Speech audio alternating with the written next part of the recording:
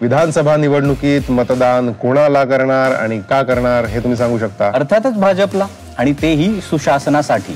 पण महाआघाडीला तुमचं मत का नाही? काही खास कारण? दखल घ्यावी असं काय बरं काम केलं त्यांनी? अहो, उद्धवजी मुख्यमंत्री झाले तेच मुळात कठीण अशा कसोटीच्या काळात. ते मुख्यमंत्री झाले आणि 2 महिन्यात कोविडने सगळ्या देशाला स्थानबद्ध केलं. विकासाचा विचार करायला वेळ आणि संधी दोन्ही नव्हतं. खडतर काळातच माणसाची खरी परीक्षा कळते. सलील, मला सांगा, कोविड सारख्या संकटाचं नियोजन करणं सोपं काम होतं का? कोणालाच अशी परिस्थिती हाताळण्याचा अनुभव नव्हता. त्यामुळे काही गोष्टी सुटणार, काही राहून जाणार, हे होणारच ना.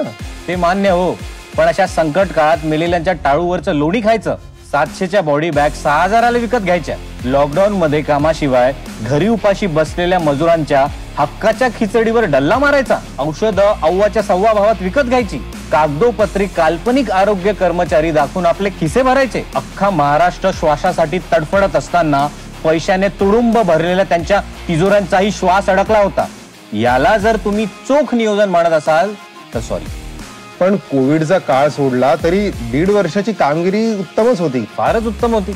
जिलेटिनच्या कांड्या पेरल्या, दरमहा 100 कोटींची वसुली केली, भ्रष्ट पोलीस अधिकाऱ्यांची तो ओसावा नाही असं निर्लज्जपणे म्हणत पाठराखण केली.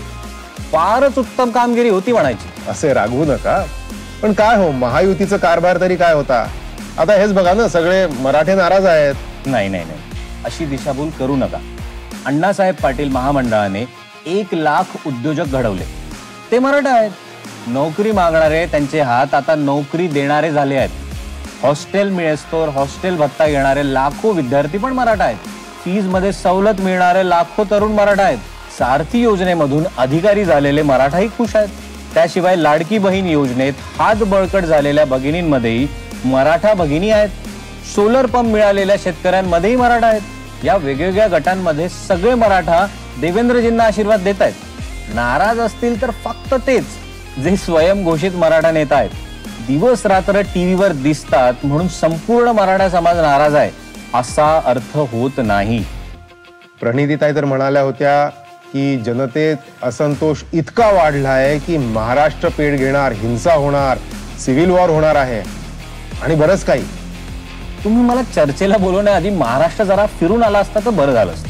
कसं आहे, मी मार्केटिंग मध्ये जॉब करतो, ठीक आहे. संपूर्ण महाराष्ट्रावर फिरत असतो. मेट्रो, हायवे, सागरी सेतू, त्यामुळे प्रवासाला वेळ कमी लागते. प्रगतीचा एकच निकष सांगतो, भारतात सगळ्यात जास्त विदेशी गुंतवणूक महाराष्ट्रात होते, राईट? किती? 52%. म्हणजे एकट्या महाराष्ट्रात येणारी गुंतवणूक भारताच्या अन्य राज्यापेक्षा जास्त आहे. तुम्हाला खरंच असं वाटतं का की परदेशी कंपन्या एखाद्या अस्थिर राज्यात अशी कोट्यावधी गुंतवणूक करतील? म्हणजे तुम्ही ठरवलंय की तुम्ही तुमचं मत महायुतीलाच देणार? महायुतीला, भाजपला, देवेंद्रजींना. म्हणजे माझं मत गती आणि प्रगतीसाठी, माझ्या महाराष्ट्रासाठी.